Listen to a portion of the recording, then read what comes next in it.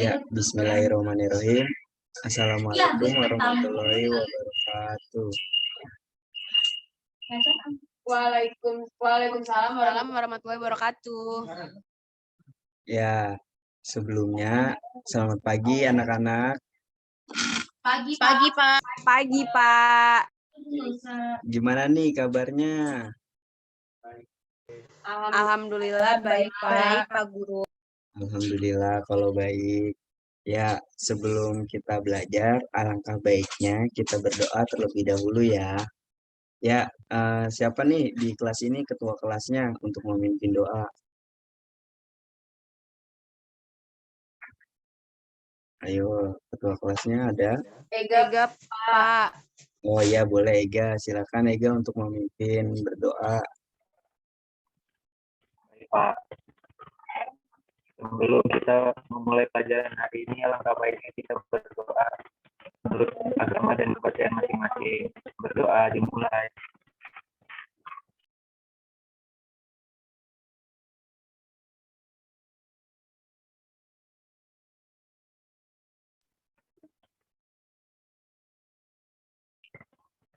Selesai. Sudah, Pak. Ya, baik. Terima kasih Ega. Ya, selanjutnya Bapak akan absen terlebih dahulu ya sebelum kita mulai belajar. Ayu Amalia, apakah hadir? Hadir, Bapak. Baik. Lalu Ega Christian, apakah hadir? Pak, nanti saya mimpi doa. Baik. Lalu Salwa, apakah hadir? Hadir, Pak. Baik. Ini hadir semua ya. Tadi Heni ada ya? Mana tuh Heni? Ada yang tahu? Segala sinyal, Pak. Oh, baik. Kendala sinyal. Oke. Mungkin selanjutnya langsung aja ya. Sebelumnya ada yang tahu belum kita mau belajar apa hari ini? Tidak, Pak. Belum, Pak. Belum tahu. Oke, baik. Bapak share screen terlebih dahulu ya.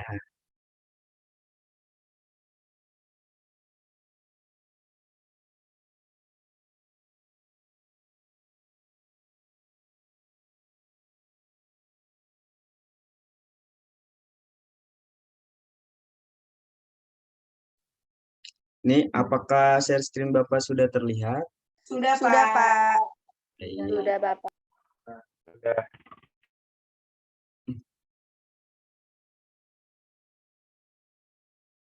Ya, sudah siap belajar hari ini anak-anak?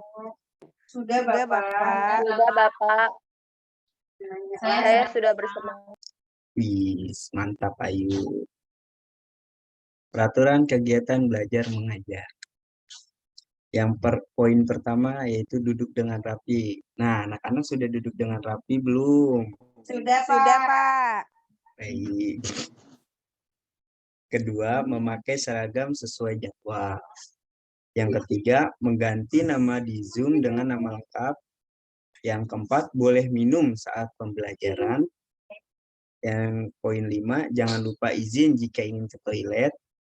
Poin 6, mematikan mikrofon jika tidak berbicara. Nomor 7, wajib menyalakan video. Yang ke-8, tidak boleh ribut atau berisik saat pembelajaran. Yang ke-9, satu berbicara, yang lain mendengarkan. Oke. Selanjutnya, kita akan belajar mengenai tema 5, subtema 1, pembelajaran 3 dan 4. Peta Indonesia memiliki 34 provinsi. Ya, ada yang tahu provinsi mana aja? Ayu, boleh sebutkan dari provinsi Sumatera, ada apa aja? Ada provinsi Sumatera Barat, Sumatera Utara, Pak. Ya, Dan lalu banyak lagi. oh ya, di sini sudah tertara ya di peta. Di situ ada Aceh, ada Sumatera Utara, Sumatera Barat, Sumatera Selatan, dan Lampung. Oke. Selanjutnya dari Pulau Jawa, Ega. Bisa disebutkan Ega dari Jawa, dari Pulau Jawa ada apa aja? ada Banten, DKI Jakarta, Jawa Barat, Jawa Tengah, Jogja, Jawa Timur, Pak. Ya, baik. Terima kasih, Ega. Lalu nih, yang di tengah ada Pulau Kalimantan. Boleh nih, Salwa, sebutkan apa saja provinsinya. Ada Kalimantan Barat, Kalimantan Selatan, Kalimantan Barat, dan Kalimantan Timur. Ya, betul, Salwa. Lalu di sini ada Pulau Sulawesi dan Pulau Papua Barat. Nah, selanjutnya Bapak akan menampilkan sebuah video.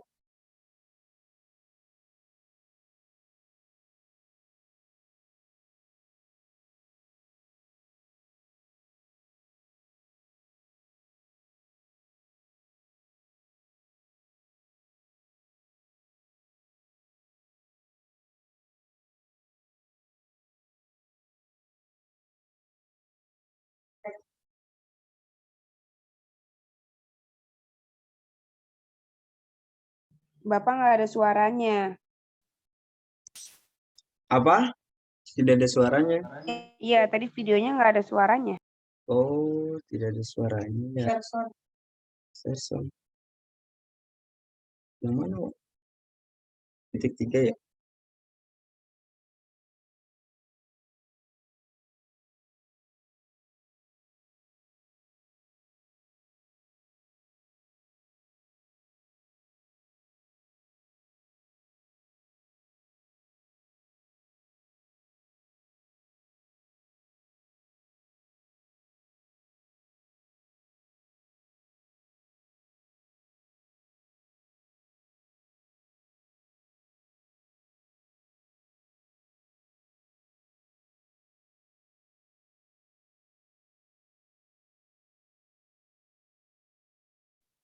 Ya, kita ulang lagi ya untuk tonton videonya.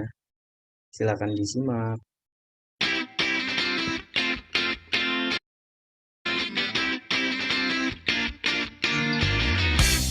Apa kabar adik-adik? Hari ini kita akan belajar tentang unsur-unsur peta.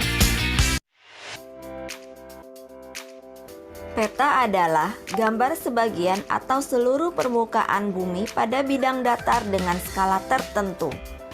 Peta dapat berbentuk kumpulan peta yang disebut atlas atau dapat juga berbentuk bola tiruan bumi yang disebut globe. Komponen atau unsur-unsur peta sangat berguna untuk membaca dan memahami isinya. Berikut ini beberapa unsur-unsur peta yang penting. Pertama, judul peta. Judul peta menunjukkan isi yang akan digunakan dalam gambar peta, biasanya terletak di bagian atas. Yang kedua, skala peta. Skala peta adalah angka yang menunjukkan perbandingan antara jarak sesungguhnya dan jarak yang ada pada peta. Yang ketiga, simbol peta.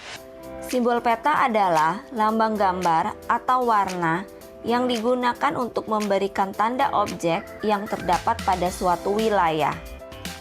Warna hijau merupakan wilayah dataran rendah, warna kuning merupakan wilayah dataran tinggi, dan biru merupakan perairan. Yang keempat, legenda atau keterangan peta, yaitu penjelasan simbol-simbol yang ada pada peta. Yang kelima, inset. Inset berbentuk peta kecil yang disisipkan untuk memperjelas salah satu bagian dari peta. Yang keenam, garis astronomis, yakni garis hayal di atas permukaan bumi yang terdiri dari garis lintang dan garis bujur. Garis bujur merupakan garis tegap dari utara ke selatan dan garis lintang adalah garis yang mendatar dari timur ke barat. Yang ketujuh, garis tepi, yaitu garis yang digunakan untuk membatasi ruang peta, biasanya berbentuk segi empat. Yang terakhir, arah mata angin, berfungsi sebagai petunjuk arah mata angin.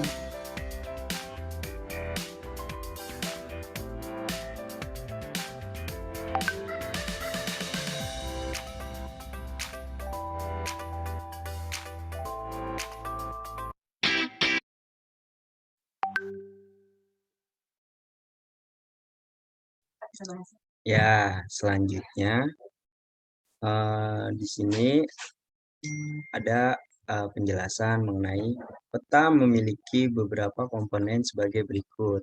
Nah, untuk Ega, tolong bantu Bapak untuk membacakan, apakah bisa? Bisa, Pak. Baik, Ega. Tapi nomor 1 sampai nomor 6 saya, Pak. Ya, nanti ganti-gantian Ega. Ega nomor 1 dan 2. Oh, gitu. Yang pertama, ingatkah kamu peta memiliki beberapa komponen sebagai berikut? Nomor 1, judul peta. Biasanya ditulis pada bagian atas peta yang biasanya menunjukkan isi peta tersebut.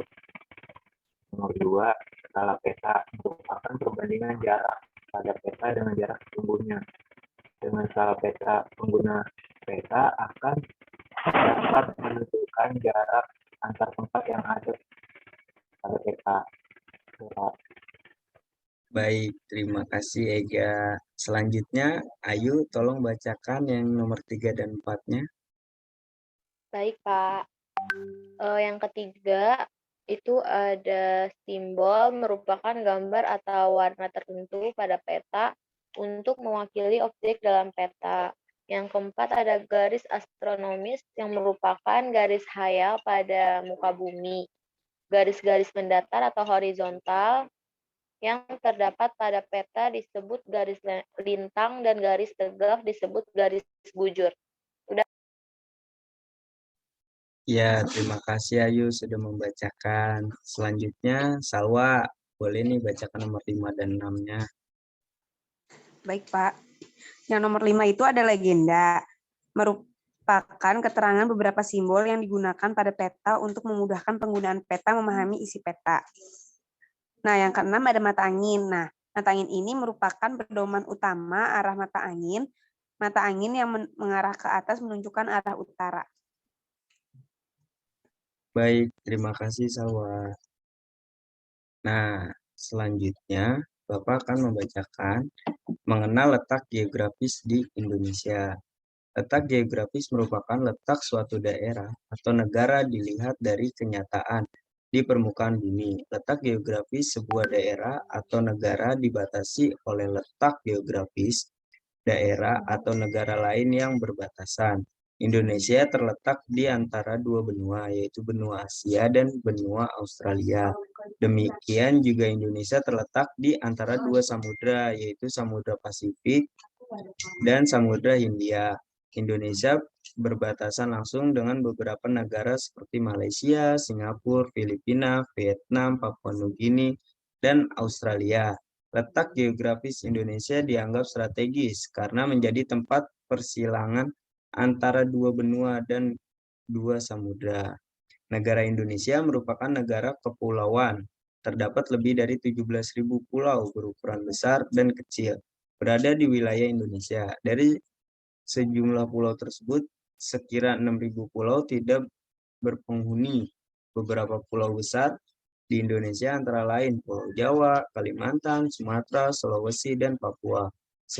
Sementara itu, beberapa pulau kecil yang berada di wilayah Indonesia antara lain Pulau Nias, Siberut, Bangka, Belitung, Madura, Bali, Lombok, Flores, Ambon, dan Halmahera. Nah, wilayah negara Indonesia membentang dari Sabang di barat hingga Merauke di sebelah timur. Terdiri atas daratan dan perairan. Luas daratan di Indonesia adalah 1.922.570 km. Luas perairan Indonesia adalah 3.22.570.483 km. Nah, di sini ada soal ya, menentukan pokok pikiran dan informasi penting dari bacaan dengan menggunakan tabel di bawah ini. Nanti ini dikerjakan lalu dikirim sesuai jam pelajaran saya ya. Nanti formatnya saya kirim ke grup. Nah, saatnya kuis. Yang bisa menjawab akan Bapak beri hadiah sebagai bentuk apresiasi telah menjawab. Nah, di sini ada gambar dari Raja Ampat dan Gunung Bromo. Soal pertama, apakah sudah siap anak-anak? Sudah, Bapak. Siap, Bapak. Soal pertama, sebutkan nama negara yang berbatasan wilayah daratannya dengan Indonesia. Ayo. Ada yang tahu? Tahu Pak. Tahu Pak. Iya, Ega, boleh. Ada Malaysia, Timor Leste, sama Papua Nugini Pak. Ya, ada lagi yang bisa menjawab?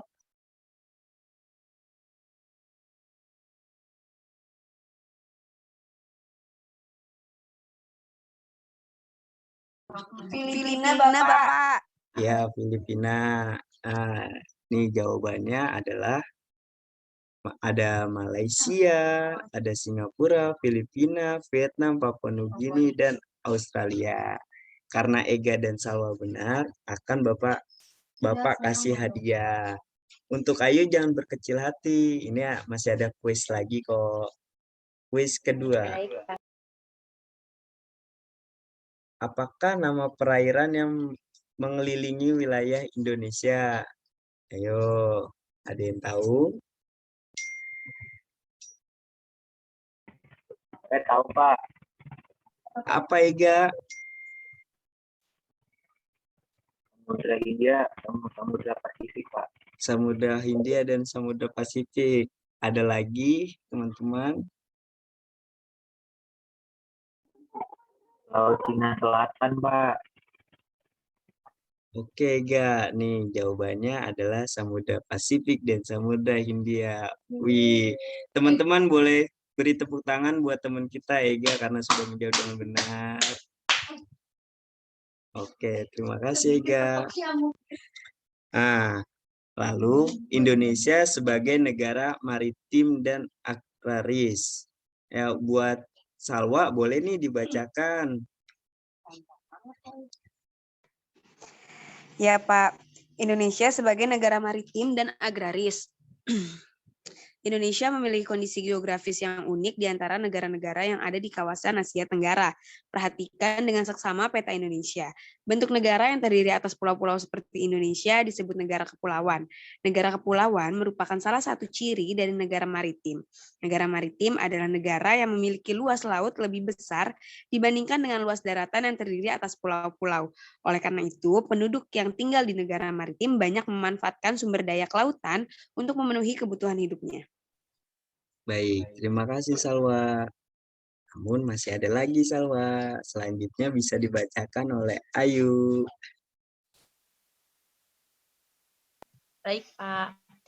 Selain sebagai negara kepulauan dan maritim, berdasarkan kondisi geografisnya, Indonesia juga merupakan negara agraris. Negara agraris adalah negara yang sebagian besar penduduknya bekerja sebagai petani yang mengolah lahan pertanian.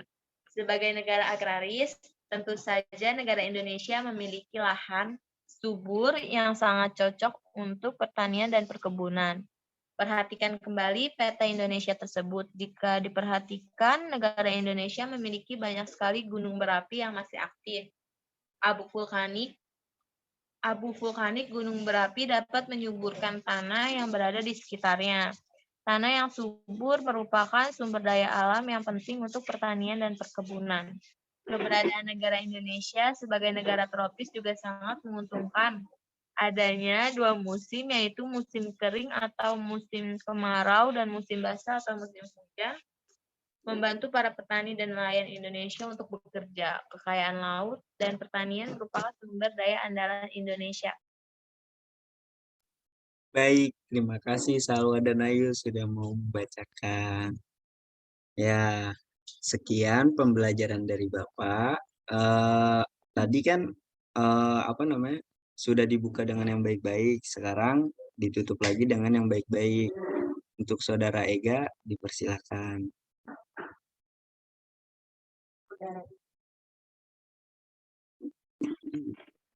Baik, selanjutnya kita sebelum mengakhiri pelajaran, mari kita berdoa. tentang beragama dan kalian masing-masing. Berdoa dimulai.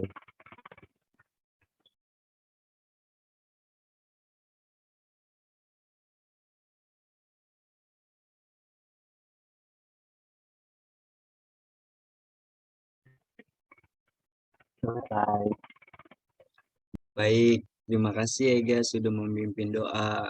Oh ya, buat anak-anak jangan lupa LKPD yang Bapak kirim di WA grup tolong dikerjakan, dan sama yang tadi yang tadi ada di PPT nanti Bapak akan kirimkan. Kirim nanti jam 12 siang ya, sebelum zuhur lah. Oke, Bapak tutup. Kurang lebihnya mohon maaf. Wabillahi taufiq wa hidayah. Wassalamualaikum warahmatullahi wabarakatuh. Waalaikumsalam warahmatullahi wabarakatuh. Terima kasih Pak Ferry. Sama-sama.